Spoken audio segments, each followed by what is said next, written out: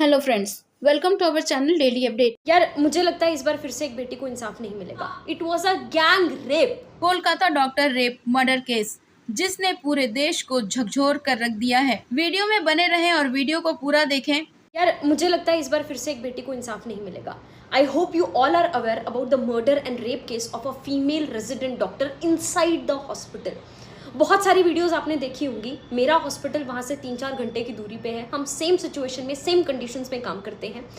पिछले 5 दिन में our life is just about this. We are fighting to our level best. हर रोज कैंडल मार्च, हर रोज रैली, जवाब मांग रहे हैं पर कोई जवाब देने को तैयार नहीं है। इतनी मिस इन्फॉर्मेशन, हर मीडिया बोल रहा है कि एक ही इंसान का काम था, ये था इंसान। बस केस को जैसे तैसे करके क्लोज किया जा रहा है। I will tell you the whole story and I have few questions. उन्होंने 11th-12th कंप्लीट करी, नीट यूजी दिया, 5.5 साल की MBBS करी, नीट PG क्लियर करा, ठीक है। रेजिडेंसी शुरू हुई, फर्स्ट ईयर खत्म हुआ, सेकेंड ईयर में वो थी। 36 आवर्स की ड्यूटी पे वो गई। एक बार तुम अपनी जगह पे उसको इमेजिन करके देखना। Your life was going fine, you are working so hard in your life. 36 घंटे की ड्यूटी पे गई। 11 बजे के आसपास उन्होंने अपनी मम्मा को कॉल करा कि मम्मा everything is fine, I am fine, I am going on round में हम पेशेंट को देखते हैं, आप सो जाओ। पेरेंट्स सो गए, सब कुछ ठीक चल रहा है, ठीक है। 2 बजे के आसपास आपने को जैसे तैसे करके टाइम मिला, आपने डिनर करा और फिर आपने सोचा एक बार सेमिनार रूम में जाके, वहाँ पे बेड लगे हुए थे तो वहाँ पे जाके थोड़ी देर रेस्ट कर लेते हैं, क्योंकि उस टाइम पे पेशेंट लोड बहुत कम हो जाता है और जूनियर्स इंटर्न्स जैसे तैसे कोई ना कोई ऐसा होता है जो संभाल लेता है। वो वहां पे रेस्ट करने गई। वो 3 बजे रात में, हम जब सब लोग सो रहे थे, यार एक बार सोच के देखो, हम सब सो रहे थे, वो किस कंडीशन से गुजर रही होगी। उनके पेरेंट्स ने बताया है किस सिचुएशन में वो मिली। Both her legs were wide open at right angle, मतलब पूरा पेल्विक गर्डल तोड़ दिया गया है, ऐसे पैर मिले हैं वाइड ओपन, पूरी बॉडी पर इंजरीज हैं। उनके आंटी ने बोला कि जब देखा उनको, चश्मे टूटे हुए हैं, आंखों में गड़े हुए हैं। पोस्टमार्टम रिपोर्ट में जितना सीमन मिला है, चाह के भी एक इंसान 2 से 3 बार भी इजैकुलेट करेगा तब भी इतना सीमन नहीं मिल सकता। It was a gang rape. सोच के देखो, पूरी बॉडी पर इंजरीज, मुंह पे, फेस, हर जगह पर। सुबह 7 बजे के आसपास पेरेंट्स को कॉल किया गया। मस्त सो रहे हैं, सब नॉर्मल जिंदगी चल रही है। पेरेंट्स को कॉल किया, पेरेंट्स को कॉल करके बोला आपकी बेटी बहुत ज़्यादा बीमार है, फटाफट से हॉस्पिटल आ जाओ। अब तुम लोग रहोगे तो तुम लोग भी पैनिक करोगे ना, तो her parents panicked and they call back again and again again again. कोई कॉल नहीं उठा रहा है। थोड़ी देर बाद उठाया, उन्होंने बोला आपकी बेटी ने सुसाइड कर लिया। क्या हालत होगी यार तुम्हारी। आपका बच्चा, आपके बच्चे के बारे में ही आपको कोई ढंग से कुछ बता नहीं रहा है। वो लोग अपने 1-2 पड़ोसियों को लेके पहुंचे हॉस्पिटल। 3 घंटे तक खड़े रहे, किसी ने अंदर उनको उनकी बेटी देखने नहीं दी। आपका बच्चा, आपको कोई अपने बच्चे से मिलने नहीं दे रहा, अंदर सबूत मिटाने का काम चल रहा होगा। वरना क्या रीजन क्या है कि 3 घंटे तक पेरेंट्स को मिलने नहीं दिया गया, अपनी बेटी को देखने नहीं दिया गया। पेरेंट्स को और किसी का उसके ऊपर हक कैसे बनता है? माँ बाप को नहीं देखने दे रहे। 3 घंटे तक उन्होंने वेट करा और जब पापा अंदर गए, शी वॉज नेकेड। मतलब this is the worst ever thing एक बाप के लिए जो हो सकती है। पहले सुसाइड कह के, उनको साइकोटिक घोषित करके मामला बहुत अच्छे से क्लोज करने की कोशिश करी। जब उठ गया मामला, उसी दिन हमको पता चला, हमारे यहाँ पे उसी दिन प्रोटेस्ट स्टार्ट हो गया। मामला बढ़ा। अगले दिन 24 घंटे के अंदर अंदर एक इंसान को पकड़ा। पैसे वैसे दे देते हैं, पता नहीं किसको बचाने की कोशिश कर रहे हैं। मैं क्यों बोल रही हूँ वो इंसान नहीं हो सकता? नंबर 1, पोस्टमार्टम रिपोर्ट्स बोल रही हैं कि इतना ज़्यादा सीमन वेजाइना के अंदर से मिला, तो इट इज़ डेफिनेटली नॉट एक इंसान का काम, ठीक है। दूसरी चीज़, उनके ही पैथोलॉजिस्ट का सारी वीडियोस, जितनी भी चीज़ें मैं यहाँ पे बोल रही हूँ एकदम फैक्चुअल बेसिस पे बोल रही हूँ। मेरा हॉस्पिटल पास में ही है, हमारे पास जितनी पर्सनल वीडियोस, जितनी पर्सनल चीज़ें शेयर हो रही हैं, आई डोंट थिंक वो इंटरनेट पे भी अवेलेबल है। एंड हम लोगों में से भी कोई उन चीज़ों को डालेगा नहीं। हमने उनकी डेथ के बाद की फ़ोटो देखी है and that picture haunts like all this situation, everything, this is just so traumatizing.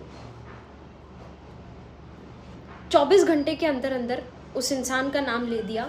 तुम एक बार खुद सोचो, you are someone who's not inside, who doesn't know about the hospital much. ठीक है, आप पेशेंट को लेके आते हो कई बार, तुम 4 बजे के आसपास आए, you raped one doctor, you murdered that doctor, and 5-6 बजे के आसपास निकले, तुम्हारे गले में वो ब्लूटूथ होते ना गाना सुनने वाले, वो तुम्हारे गले में था, वो वहीं पे गिरा रह गया, you did not bother to take that back, तुम घर जाके मस्त सो भी गए।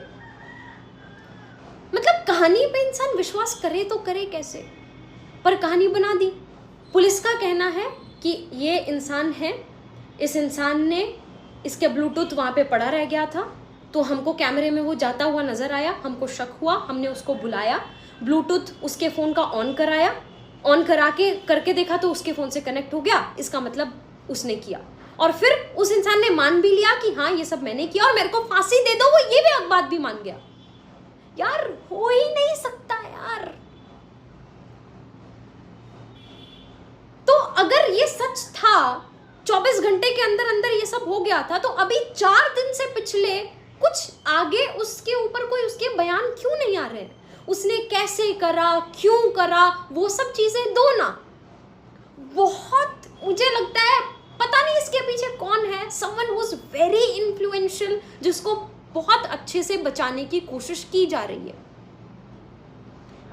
हमारे हॉस्पिटल में हमने पहले नॉन इमरजेंसी सर्विसेज ऑफ करी, ओपीडीज ऑफ करी, किसी को कोई फर्क नहीं पड़ा, किसी को भी फर्क नहीं पड़ा। जब इमरजेंसी सर्विसेज भी ऑफ करी, अभी हमारे प्रोफेसर्स, उन लोगों के हाथ बंधे हुए हैं, उनकी नौकरियां हैं, नौकरियां छिन जाएंगी, दे आर सपोर्टिंग अस बहुत, बट अभी इंटर्न्स का काम, ब्लड निकालने वाला छोटे मोटे काम हमारे प्रोफेसर्स को करना पड़ रहा है। दे आर डूइंग घंटों घंटों नाइट ड्यूटीज, डे ड्यूटीज, वो सब मैनेज कर रहे हैं।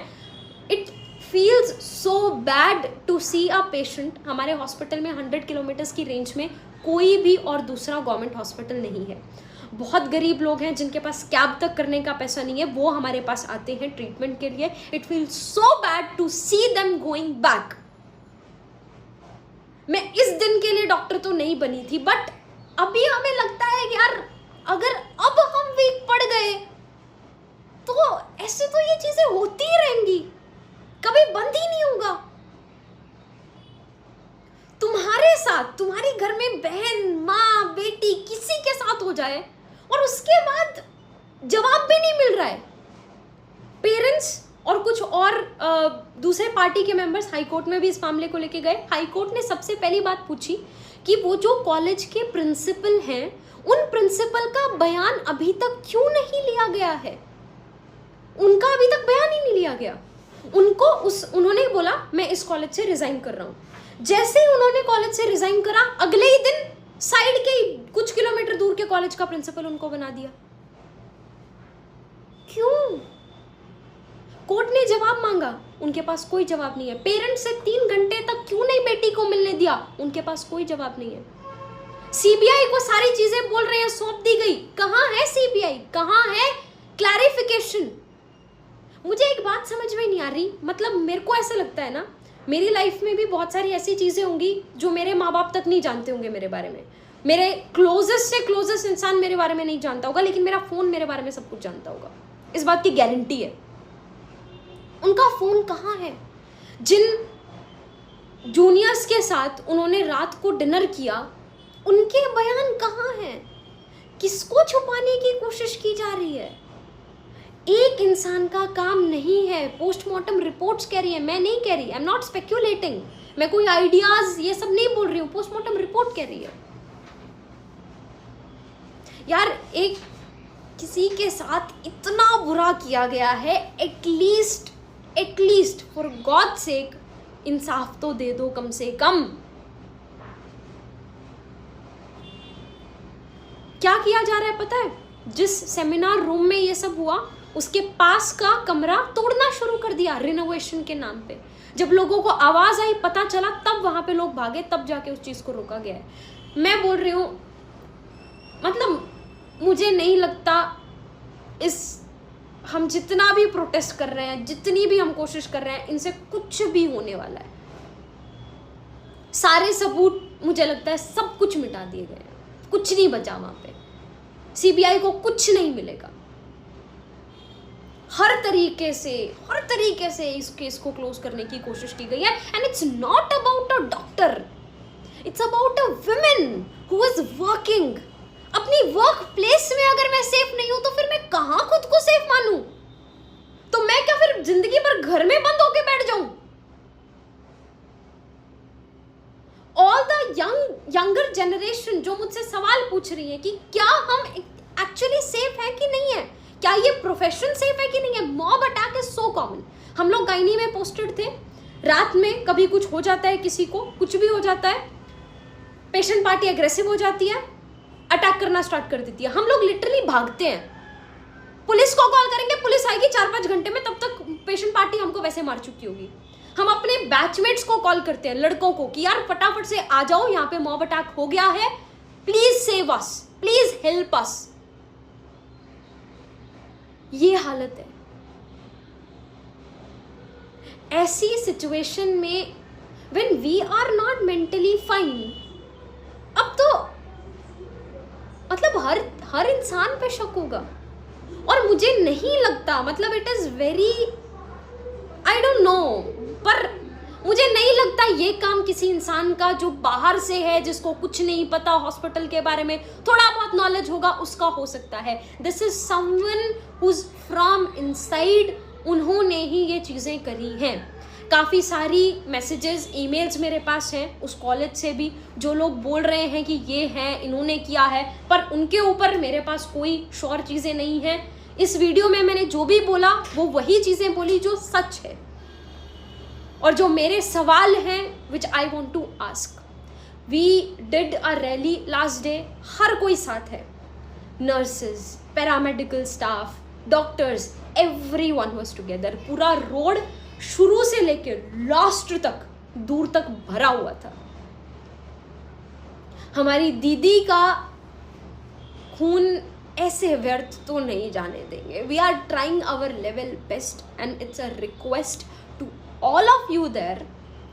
मेरे को पता है यू आर वेरी स्मॉल और maybe just in a random part of the country.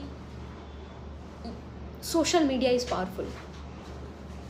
अपनी स्टोरीज पे टॉक अबाउट इट, अपने रिलेटिव्स से व्हाट्सएप पे टॉक अबाउट इट। और रैली में पार्टिसिपेट नहीं कर सकते, हमारे साथ यहाँ पे एक्टिवली नहीं आ सकते, but at least talk about it, ताकि जो अगली आ रही जनरेशन है, जो माएँ हैं, वो अपने बच्चों को बता सके, उनके अंदर एक विमेन के लिए बचपन से ही रिस्पेक्ट आ सके। This is not done, this is so bad. मतलब सुबह हम रैली में बैठ रहे हैं, शाम को रैली में बैठ रहे हैं। कल दिन में few of my friends they tried a new gym and they asked me, तो एक बार वो कोशिश करके देख, उनकी इक्विपमेंट्स बहुत अच्छे हैं। तो मैं दिन में गई और बहुत दूर है, अच्छा खासा मैं दूर भी गई, वैसे ही देखने के लिए, एक दिन के लिए, कि अगर सूट करेगा तो देखते हैं। I was never scared of guys. कल मैंने उसकी मम्मा की वीडियो देखी, जो मैंने अभी आपको बताया कि उनको कैसी कंडीशन में वो मिली थी, तब देख के ही जस्ट गई थी। वहाँ पे जाके 9-10 लड़के थे। I tried exercising but 5 minutes के अंदर I was not able to breathe. I was feeling so scared. It's a request to all of you to share about this as much as possible. That's the best you can do. Talk about it. इस बार, at least इस बार, जब तक कुछ तो असर पड़े, मेरे को लग नहीं रहा है कि कुछ मिलने वाला है, लेकिन कुछ असर जब तक पड़े तब तक लेट्स नॉट बिकम वीक. वो जोश जो होता है ना हमारा 2 दिन हाई होता है, उसके बाद हम ढीला कर देते हैं. Let's not do that. That's all. This was her story. These were my few questions which I wanted to ask, and my request. It's my sincere request again. Please help us. It's very bad. I'm very scared. I work in the same state. वो तो metro city में हुआ. मैं तो एक periphery के college में हूँ, हॉस्पिटल में हूँ, जहाँ हालत और ज़्यादा ख़राब है. मेरा सिर्फ गाइनी ओवर हुआ है, अभी पीडियाट्रिक्स ओवर हुआ है, माइनर पोस्टिंग्स हुई हैं. I still have medicine to come, I still have surgery to come. I am so scared of doing night duties. मैं इस दिन के लिए डॉक्टर नहीं बनी थी.